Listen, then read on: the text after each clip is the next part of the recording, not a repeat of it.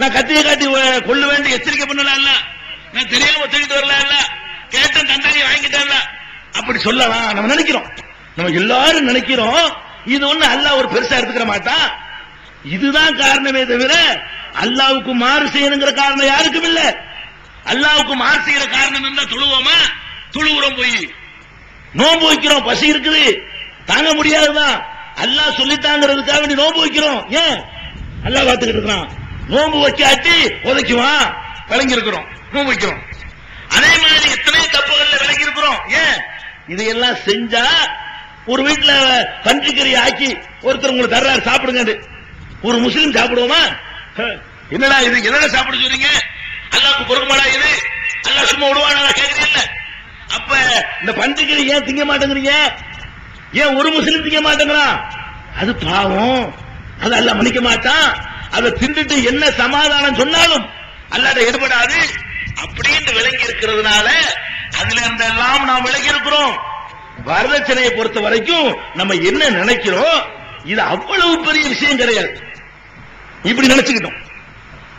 ஆனால் நீங்கள் ஆழமாக சிந்தித்தால், இன்னும் கொஞ்சம் டீப்பாக நீங்கள் ஆராய்ச்சி பண்ணினால், வரதட்சணைங்கிறது தான் நீங்க நான் இப்ப சுட்டி காட்டின தீமைகள் அதையெல்லாம் விட 1000 மடங்கு பெரிய தீமை. அதை நீங்க விளங்கிட்ட விட்டுருவீங்க. தீமைன்னு உங்களுக்கு விளங்குது, அவ்வளவு பெரிய தீமைன்னு உங்களுக்கு விளங்கல. தப்புன்னு விளங்குது, அவ்வளவு பெரிய தப்பு, பாரதூரமான தப்புன்னு விளங்கல. அப்ப வரதட்சணை என்பதை நீங்கள் புரிந்து கொள்வதாக இருந்தால் முதல்ல சிந்திச்சு பார்க்கணும்.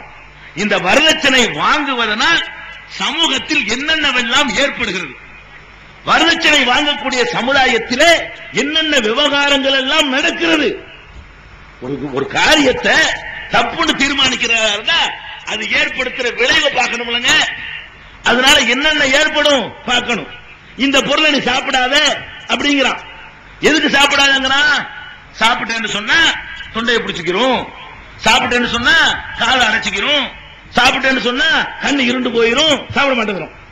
ஒரு பொருளை சாப்பிடுவதனால் நமக்கு ஏதாவது ஒரு கேடு ஏற்படுதுன்னு சொன்னா அது எவ்வளவுதான் நல்ல பொருளாக இருந்தாலும் நாம தவிர்த்துக் கொள்கிறோம், விளைவை கவனிச்சு.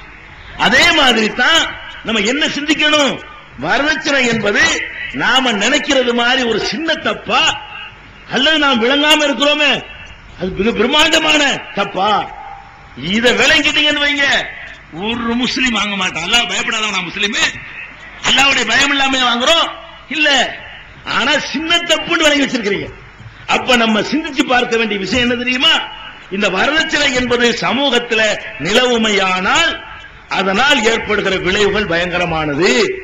அல்லாஹ்வுடைய பார்வை எப்படி இருக்கும்னு கேட்டா விளைவுகளை வைத்துத்தான் அல்லாஹ் எதையுமே கணக்கு போடுவான். ஒரு விஷயத்தை செய்யும் பொழுது அதனால் ஏற்படுற விளைவு என்ன அது அல்லாஹ் பார்ப்பான்.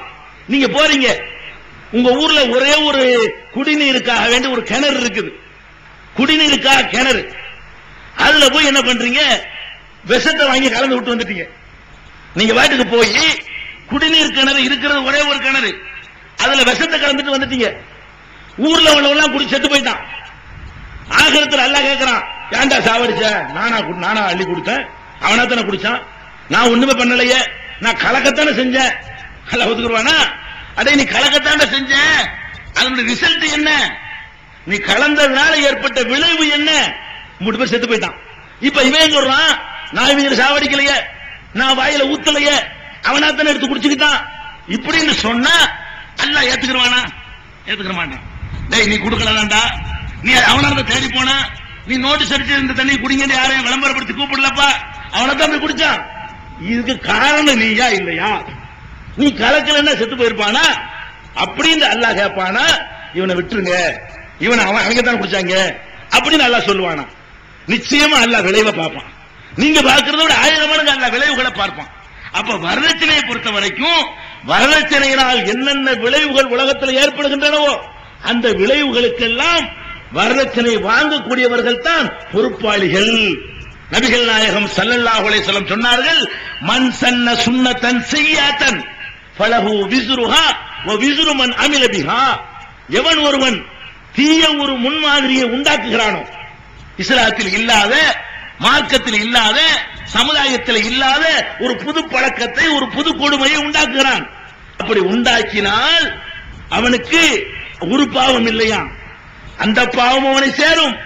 அவன் உண்டாக்கி வைத்ததை பின்பற்றி எத்தனை பேர் அதுல அந்த தப்புகளை செய்தார்களோ அத்தனை பேருடைய பாவத்தையும் சேர்த்து இவன் சுமப்பான் என்று நபிகள் நாயகம் ஸல்லல்லாஹு அலைஹி வஸல்லம் சொல்றாங்க.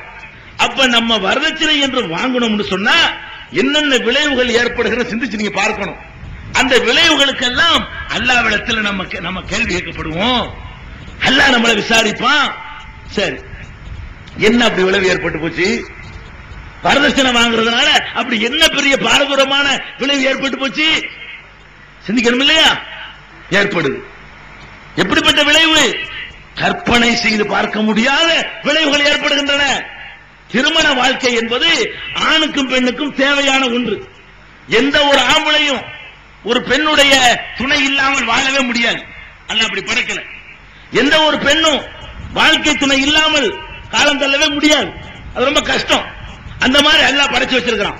ஒரு குறிப்பிட்ட பருவம் வந்த உடனே அந்த வாழ்க்கை துணையை ஜோடிய எவராலும் தவிர்க்க முடியாது. அந்த மாதிரி அல்லாஹ் படைச்சு வச்சிருக்கிறானே, இந்த தேவைகளை சீக்கிரம் நிறைவேற்றணும். அவசியமான தேவைகள் எல்லாம் எளிதில் கிடைக்கணும். அந்த தேவைக்காக வேண்டி பெரிய கஷ்டப்படக்கூடாது. அந்த மாதிரி இருக்கிற வரைக்கும் உலகத்தில் பிரச்சனை இருக்காது. மிக முக்கியமான இந்த தேவை நிறைவேறுவதற்கு சிரமம் ஏற்படுமையானால் அப்ப அந்த சமுதாயத்தில் என்ன நிலவும் தெரியுமா? ஒழுக்கக்கேடு நிலவும். ஃபர்ஸ்ட் வரதட்சணை இருக்குமேயானால், ஒரு சமுதாயத்தில் வரதட்சணை மலிந்து காணப்படுமையானால் நிச்சயமா ஒழுக்கக்கேட்டுல கொண்டே விடும். ஒருத்தன் சொன்னா, பிரெஞ்சு புரட்சிக்கு வித்திட்ட அறிஞன் ரூசோ சமுதாய ஒப்பந்தம்ங்கிற நூல்ல அழகா சொல்றான். எந்த சமுதாயத்தில் திருமணம் சிரமமாகி போகிறதோ, எந்த சமுதாயத்தில் திருமணம் கஷ்டமாகி போய் விடுகிறதோ அந்த சமுதாயத்தில் விபச்சாரம் லேசாகிவிடும். திருமணத்தை கஷ்டமாக்கி வச்சீங்க என்று சொன்னா அப்ப அந்த உணர்வுக்கு வடிகால் இல்லை என்று சொல்லும் பொழுது ஆணோ பெண்ணோ யாராக இருந்தாலும் தப்பான பாதையைத்தான் தேர்ந்தெடுப்பார்கள். உரிய நேரத்தில் உரிய பருவத்தில் கிடைக்க வேண்டிய அந்த வாய்ப்பு கிடைச்சாகணும். கிடைக்க வேண்டிய அந்த இன்பம் சுகம் கிடைக்கணும். கிடைக்கல என்று சொன்னா அடுத்த அந்த சமுதாயத்தில் நிலவக்கூடியது என்ன? விபச்சாரம், ஒழுக்கக்கேடுகள் மலியும். இது ஒரு அறிஞன் சொல்றான். இது அறிஞன் சொன்னாங்கிறதுக்காக நம்ம ஏத்துக்கிற தேவையில்லை. நடக்குது நாட்டில் அதுதான் நடந்து கொண்டிருக்கிறது. 15 வயசு ஆம்பளைக்காவது அவன் பருவம் அடைஞ்சு ஒரு 20, 25 வரைக்கும் இழுத்துறான். பெண்களை பொறுத்த வரைக்கும் 15, 13, 14 வயதுல பருவம் அடைகிறார்கள்.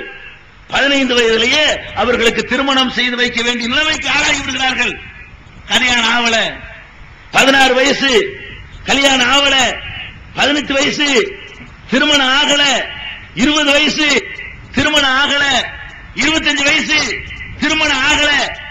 எவ்வளவு நாளைக்கு இப்படி ஆகல சொல்லும் பொழுது அவர்கள் தங்களை கட்டுப்படுத்திக் கொள்ள முடியும்?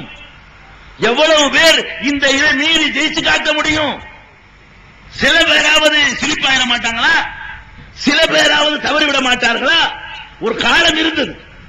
ஒரு காலம் நம்முடைய அப்பன் பாட்டன் காலம் இருந்தது. அந்த காலத்துல எல்லாம் மனுஷனை வழிகெடுக்கக்கூடிய சமாச்சாரங்கள் ரொம்ப குறைவு. சினிமான்னு ஒண்ணு போடுவான், அது ஊருக்கு வெளியில எங்கேயோ இருக்கும். அதுல போய் பார்ப்போம், சினிமாவை போய் தேடி பார்ப்போம். அப்படி பார்க்கக்கூடிய சினிமாவுலையும் இந்த இடத்துல கதாநாயகன் நிப்பாரு, அந்த இடத்துல கதாநாயகன் நிப்பா. இவர் இங்க இருந்து கையை நீட்டி ஒரு பாட்டு படிப்பாரு, அவங்க அங்க இருந்து கையை நீட்டி படிப்பாங்க. பக்கத்துல கூட காத்துப்படாது, தொடக்கூட மாட்டாங்க. அந்த மாதிரியான ஒரு காலம் எல்லாம் இருந்துச்சு. இன்றைக்கு என்ன காலம்?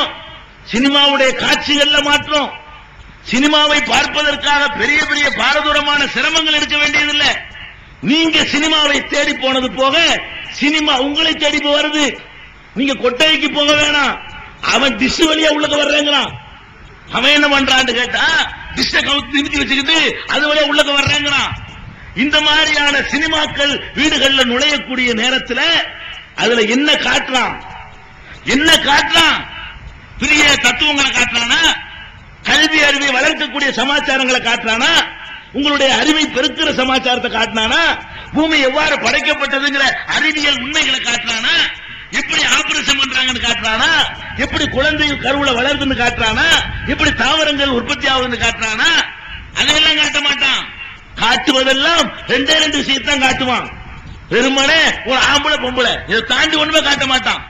அதுல உள்ள பாடல்கள் ஆபாசம் கேட்க முடியாது, அதுல உள்ள அசைவுகளை கேட்க முடியாது, அதுல உள்ள காட்சிகளை பார்க்க முடியாது.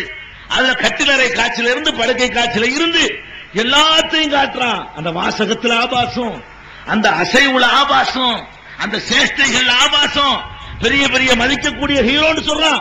அப்படிப்பட்ட கேடுகட்டம் எல்லாம் சேர்ந்து இந்த சமுதாயத்தை நாசப்படும், மனித சமுதாயத்தை நாசப்படுகொலிக்கு தள்ளுற மாதிரி அவனுடைய மகள் அப்படி காட்டுவானா? இந்த நடிகனா இருக்கிறான, ஹீரோ என்று வேஷம் போட்டுக் கொண்டு சமுதாயத்தை நாசமாக்குறான, எந்த ஒரு பொம்பளையவோ அவர்